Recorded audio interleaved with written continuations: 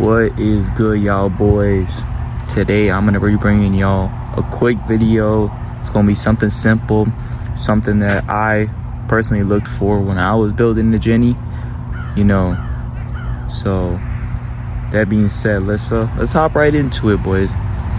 Today I'm gonna be bringing you guys basically a video about just some simple first cosmetic mods I personally think you should do to your Genesis Coupe. And you guys can basically, you know, take these mods, and if you guys like some of them, probably end up doing them to your Jenny if you haven't already. So let's get started with number one. We're gonna start with the front end and basically move to everything else. So for number one, boys, I'm gonna keep it simple. I'm gonna tell you guys, it doesn't really matter the car, but this is a Genesis Coupe channel, but it's gonna be tint, boys. Whether you want to go 5%, 10%, 15%, whatever percentage you're most comfortable with, go with some tint, bro. Go with some tint. Like, inside you still have good visibility, you know, but nobody's looking at you. Privacy, and the car looks a lot meaner when you got some dark tint. You're not rocking fishbowl.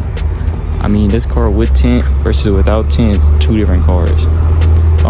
Me personally, I'm rocking 5% all around, and I'm rocking 35 on the windshield. I used to have 20% on the windshield, but to be completely honest, I got pulled over at broad daylight, and number two, it was just too dark anyways at night, so that me getting pulled over was just a sign, and I was like, nah, I can't rock this no more.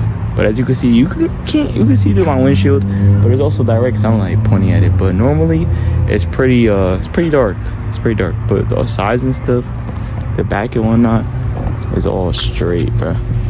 Like, it's all blacked out. So that's what I love about tint personally. And I had got ceramic tint, and honestly it's lasted really well. Like I said, it does a really good job. Like, when I have my windows up versus down, like, I don't even see that sun when my windows are up. That's what I love about my ceramic tint.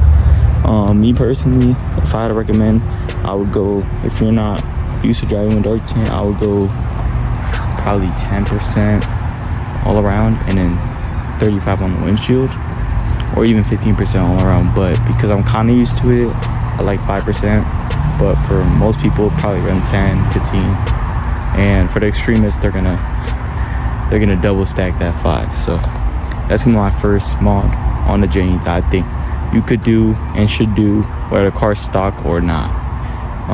Number two, it's gonna be right here. As y'all can see, the front lip. This car, in my opinion, anybody who has a stock Jenny knows how aggressive it looks with the lip versus without. I think the lip personally adds a lot more aggressiveness to the car, and that's why I say I think you should get it. This was a Amazon lip, I believe. It was about like $100. I think this material is polyurethane. I'm not pronouncing that right, I don't think, but that's not really the point of this.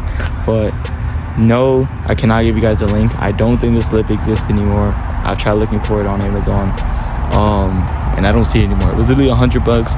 I don't think there's a better lip than this. I'm pretty sure you could find it, but just on eBay or something, but I bought it off Amazon. So the one that I bought specifically, I know I can't get the link no more because I've tried to look for it and people have asked me for it, and I do not have the link. So I know that sucks, but that is the truth about this front lip. But if you guys find one like this, bro, cop it.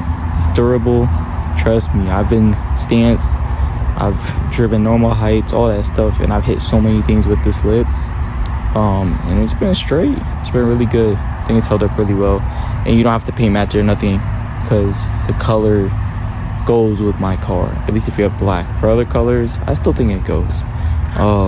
So yeah, boys, front lips, a must. Number three, I'm gonna have to say it's gonna be the Genesis badging. As y'all can see, mine is faded, but originally I had black badging, and even that was better than the Hyundai badging. I think the Hyundai badging is just ugly, honestly.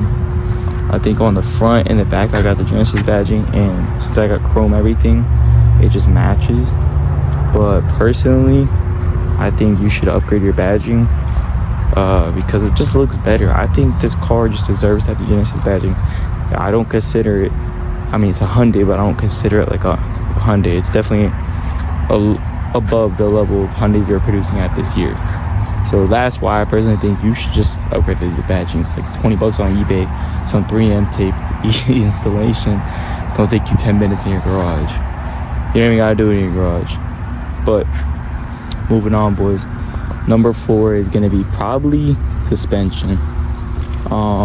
As you guys can see, I'm freaking slammed, and that takes us kind of inside the car. But I am on 3P airlift. So being on 3P airlift, you know, that's pretty convenient. But for most people who don't want to drop 3 bands on suspension, or however much it's gonna run you after installation, all that stuff, I would say go with springs. Either, I think they make some H&R springs or iBox, or coils. If you're going coils and you're on a budget, Godspeeds are decent. I can't even lie, I had Godspeeds before the bags and they are solid. But if you really want good coils, just get the BC's Extreme Lows. They ride a lot better and they're good for handling. You can do other things besides just slam your car with it or get good fitment. There's a lot of purposes behind getting BC coils. So I definitely recommend getting some coilovers or some springs. For the 5th mod, that's going to be on the outside of the car. So let me hop right back out and I will show you guys that. Alright, boys, so with the 5th and final mod, I mean, you're basically looking at it. I'm sure you probably don't know what I'm talking about, but it's going to be wheel spacers, boys. You need yourself some spacers. That's how I achieved this fitment. I mean, dude, you can't even get a finger in my fronts. Look at that. Can't even get a finger in there. You know, the rear is tucking perfectly. So you need some spacers. Sizing exactly, I'll tell you guys what I'm running, but obviously I'm on bags and stuff. I'm running the 25 mils in the front and 30 mils in the rears. If I'm being completely honest, I think if you're on coils or lowering springs, you probably want to run between 15 and 20 in the front and 25 in the rears, maybe, give or take, maybe 30 depending on the tire size. But that's probably gonna be your best bet when it comes to spacer sizings. I purchased mine off Amazon. I don't think it's that deep where you get them from, as long as you read the reviews and you know they're good quality. But if you personally have a spot that you would buy your spacers from, drop that in the comments, because me, I just searched it up on Amazon, looked between Amazon and eBay, and you know, I just tried different brands, read reviews, and got what I needed to get, and it held up pretty well. I think spacers are pretty good. They're pretty safe as long as you have them impacted on there correctly, and most people like to torque them down, obviously. But other than that, boys, I think that's my last mod. A little bonus thing, but this isn't really like a mod, but I think just for the aggressiveness of this car, if you don't like the little, it's not honeycomb, but it's like the grill at the bottom. If you don't like that grill at the bottom, just remove it. Take the bumper off. It's gonna be screws on the back, and just remove it. Because me personally, I didn't even have it when I got the car. The previous owner took it off, and I personally think it looks way better like this versus with the grill. And I noticed a lot of people, after, you know, my car got a little bit of attention, I've noticed people, like, I had a guy in Canada. He ended up like doing the same thing. I talked to him, I was like, dude, you gotta do that. It makes your car look way better when you take off that bottom grill. I personally think that from factory kind of ruined it. I think they should have done it like honeycomb or something, but that's an easy little garage project right there. You just take the bumper off and you just unscrew it. Other than that, boys, I think this is gonna close out my video. I'm sorry if I sound really quiet. I'm a little bit under the weather, but I wanted to bring you guys a video because I've been on a weekly grind. We are trying to get to 500 subs, boys. So please, if you can, subscribe, hit that like button. And boys, I will catch y'all in the next one. Let me know what y'all want to see. Safety.